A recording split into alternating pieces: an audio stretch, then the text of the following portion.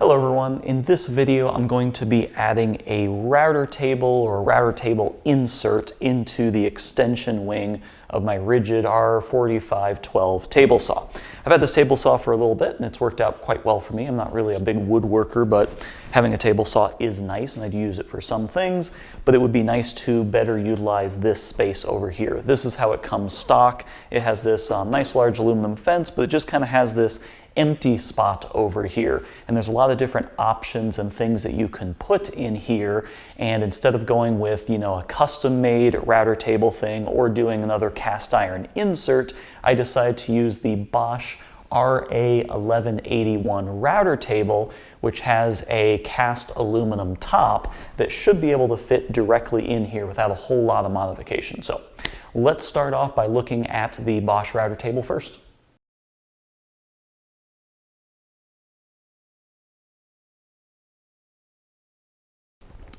So here is the Bosch router table, and this is fully assembled right now, as you can see. I got this off of Craigslist for about $100. It's, a little bit used, but there's, really not any damage or significant wear that I'm concerned about. So the reason I'm doing this project is I've been looking for either this or the router, which I'll show later, used, and I was just going to buy one of them and get the other new. And I saw this on Craigslist. I got this whole thing for about $100, so not a bad deal. And then there was some kind of Black Friday sale on Bosch at Lowe's, so I ended up picking the router set up for about $180. So this plus the router, about $280, not too bad. This normally runs about $200, and I think it's a pretty decent value for $200. By the way, this video is in no way sponsored by anyone at all, so I can say whatever I want in here. But yeah, this router table's pretty decent. Has a aluminum top on it. It is kind of like a die-cast aluminum top, I guess. It's not super thick. Overall, the thickness is about 1.5 inches thick, but as we see from the underside, it's heavily pocketed out on the underside, so it's not a solid 1.5 inches thick. In terms of, I guess, width, it's pretty much dead on 27 inches wide, and from front to back, it's just shy of 18 inches, maybe 17 7/8. And these dimensions are almost perfect for the Ridgid table saw. I think this dimension is just a little bit shy, so we'll kind of have to shim it out right here, and that shouldn't be a big deal. But overall, kind of features that are nice. I like Bosch because they kind of design things very intelligently. You notice this little, right here, this little on and off switch thing. The mounting holes mount into this front kind of plastic piece, but they're also the exact same that mount into this front rail. So we can kind of move that up into the table. So I'm basically going to get rid of the legs, get rid of the front, and just use the tabletop thing here and the little router insert.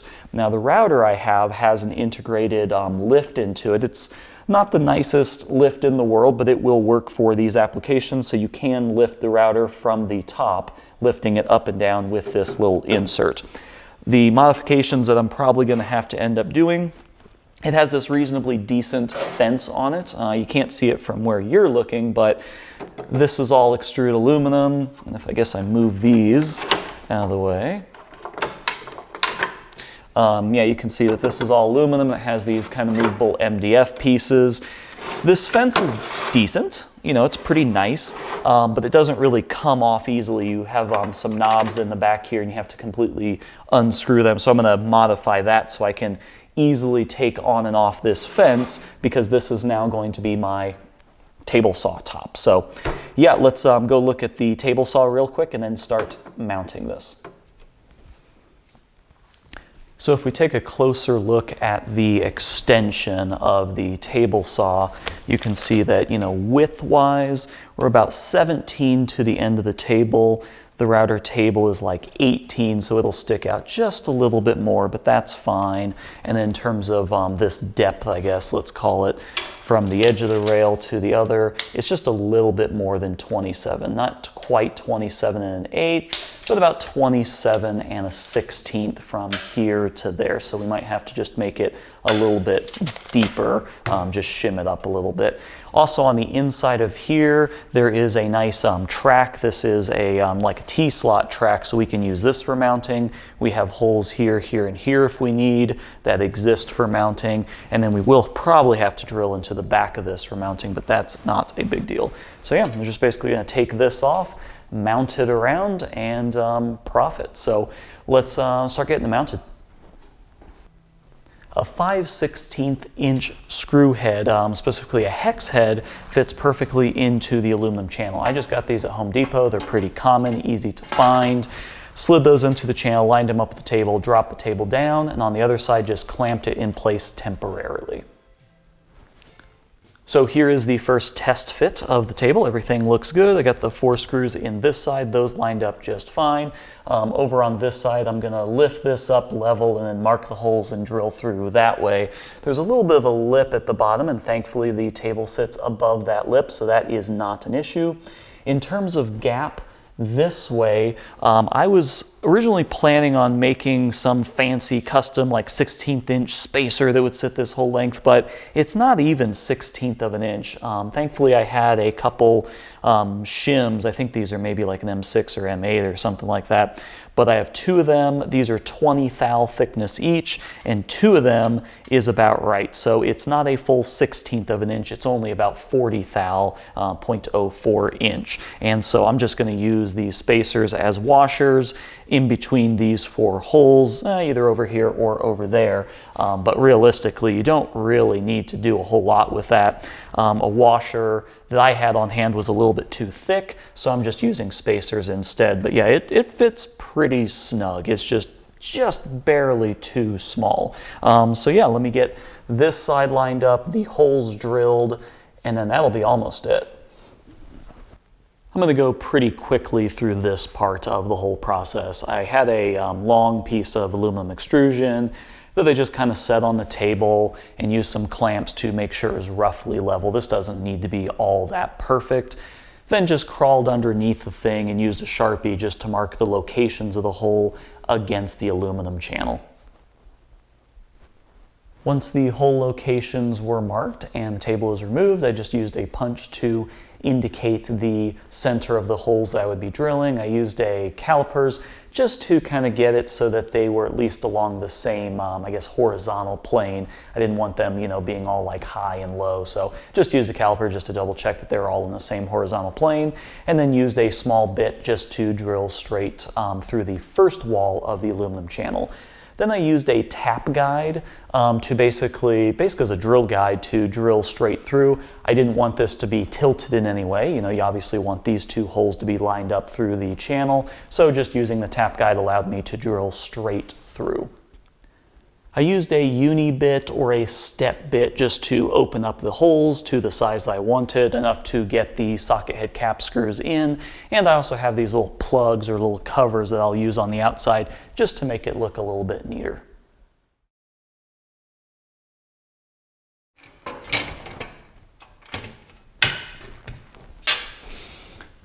So at this point, the table is largely in place. All I'd have to do is go through and add some nuts over there, add some nuts over there, tighten it up, level everything off, and it's, you know, pretty much done.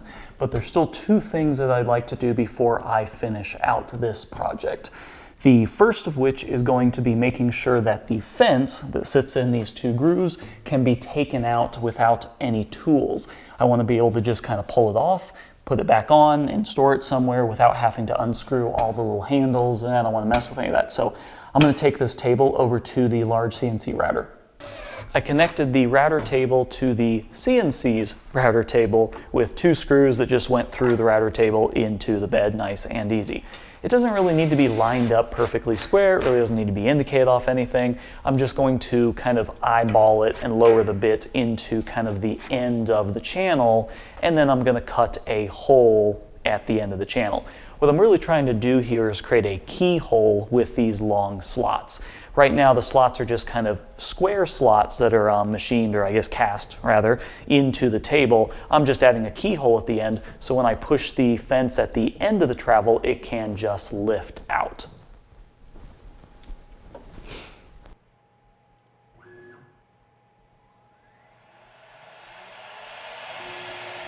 Cutting the actual holes was pretty straightforward. I really wasn't sure what exactly type of material this was. I knew it was aluminum, obviously, but I had no idea what kind of alloy it was, and you know, casting is always kind of random, so I just went pretty conservative. I did 15,000 RPM, 25 thou step over, 200 thou depth of cut, 1/4 inch end mill, and somewhere in the ballpark of like 50 inches per minute, something like that.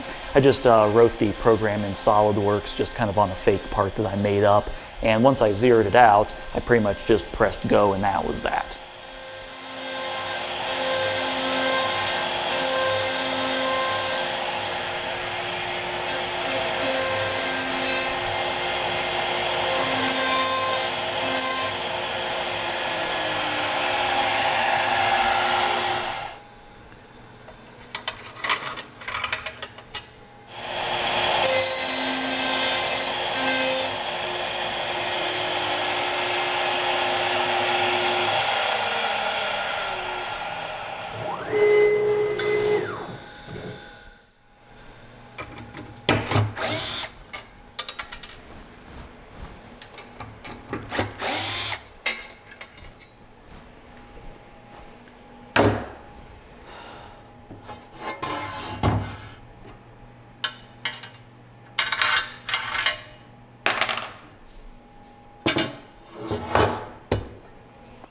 Yeah, I'd say I'm pretty pleased with how the keyhole slots worked. Sometimes it can kind of get hung up on something and be a little bit tricky to get in or out, but generally speaking, after a little bit of practice, it's pretty easy to just slap the fence on, slide it back, tighten it down, and then when you're done with it, just loosen it and slide it right out. It is a lot easier and a lot less time than just, you know, reaching underneath, holding the bolt and unscrewing the knob the whole way, because the knob is actually relatively long, so it takes a long time to just unscrew it. So yeah, much easier, pretty happy with that. So the last thing to do before we install the router underneath and get the table all leveled and bolted up is to deal with the electrical. The original router table kit came with this nice little switch. It has 2 little mounting holes here. It's got the actual switch with a lockout, and on the back side it has 2 outlets, one that's connected to the router and the other, I guess, is for a dust collector or something like that. Thankfully, this little hole pattern not only mounts onto the plastic parts of the table, but it also mounts onto the die-cast aluminum, so that we can just simply screw this into the end of the table and access it from the end, which is nice and convenient. I used one of the existing mounting holes on the top of the table, mounted a little wire clip down here on the underside, so the wire goes up into the wire clip all the way along the fence, kind of on the underneath side, and then comes into the switch for the actual table saw. Now the switch is pretty simple. You basically have a cord that comes in from the wall into here, through the switch, and then back out into the table saw. All I did was snip that, intersect it, and then I used a couple of these Wago lever lock connectors that I love so much, and just split it off. So now one side goes over to the router and the other side goes into this switch. So they're controlled completely independently. I just have a couple pictures of, you know, when I did this whole thing. I didn't do any video because, quite frankly, if you need kind of the step-by-step video, you probably shouldn't be messing with mains electrical. So yeah, that's pretty much it. But there's just a little tiny grommet on the top of here, so you really can't even see the wire traveling the length of this, so you don't really even know that there's an additional wire or any additional electrical. So it came out pretty clean, and I'm pretty happy with that. So let's get the router installed and get the table leveled and all bolted down. I'm just going to kind of breeze through the rest of this. Tightening the table is pretty easy. I just used the same aluminum extrusion, mounted it to one side, tightened everything up, then moved it to the other side, tightened it up, pretty easy. No real issues there. We'll see when I end up using this table if I have to make some adjustments, but everything seemed to line up just fine. Mounting the router to the little insert was a little bit tricky just because I bought a used router table and didn't have all the hardware with it, so I had to go in my screw bins and find some screws that would work, but other than that, everything worked out just fine. So this is what it looks like fully installed and completely put together. I did change the location of the switch. I originally had it here. I moved it over there just so there was easier access to get into the router itself. Just kind of zip tied all the wires up inside there and make it nice and clean. For me, this probably won't leave the router table very often, so I didn't really mind cleaning it all up like that. But yeah, everything seems to work just fine. The original fence moves over it just fine. Yeah, there's really no issues here. I am glad that I went with the aluminum table instead of the big cast iron table. They make one, it's about $350, and you can get it that fits perfectly into here. The reason I like this one instead is because most of the weight is being held just by these aluminum rails, and there's a good amount of flex from here just because it's just the aluminum rails cantilever off of the base. So I feel like the cast iron one would bend and flop around too much. So I think this is kind of a nice one to get. Overall, I think everything worked out just fine. I'm pretty happy with this. I think if you have a Ridgid R4512, if you have one of these table saws, I think this is definitely the way to go for a router table insert thing. So yeah, as always, check me out on my Facebook page for more updates on my videos. And thanks for watching, and let's just do a final test cut with this. See you next time.